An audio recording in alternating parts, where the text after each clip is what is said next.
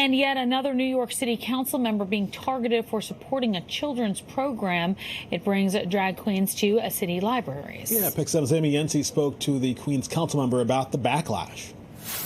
Queens Councilman Shekar Krishnan says he arrived home after a day of attending Martin Luther King Jr. Day events about love and inclusivity, only to be greeted with the complete opposite. Screaming all these homophobic, transphobic slurs, vandalizing our sidewalk and right outside our building. The group protesting his support of the Drag Story Hour initiative. The program invites drag performers to public libraries for children's story time and has gained popularity with parents who want to teach their children about diversity. Councilman Krishnan, who represents Elmhurst and Jackson Heights, says it was especially appalling to see protesters in Jackson Heights, which has been at the forefront of the Pride movement in Queens for decades. He says his children were home.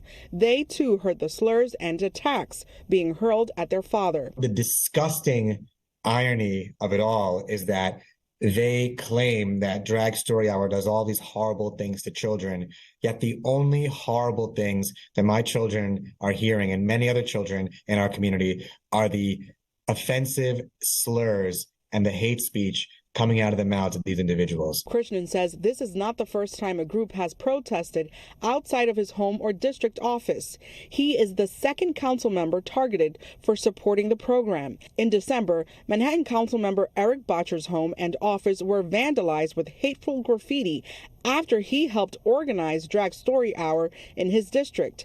David Kilmnick runs the Queens LGBT Network and says the incidents show why the program is needed in the first place. Prejudice is taught and learned, right? So if we're able to show our kids that we come in all different shapes and sizes, all different genders, all different sexual orientations, we dress all different ways, and every single one of those ways is okay, then we'll be doing what we need to do to stop the hate and the bias that is just rampant in our country today and rampant in New York City today, too. The Queens LGBT Network and Center sharing exclusive details with Pix 11 on how they are throwing their support behind the Drag Story Time program.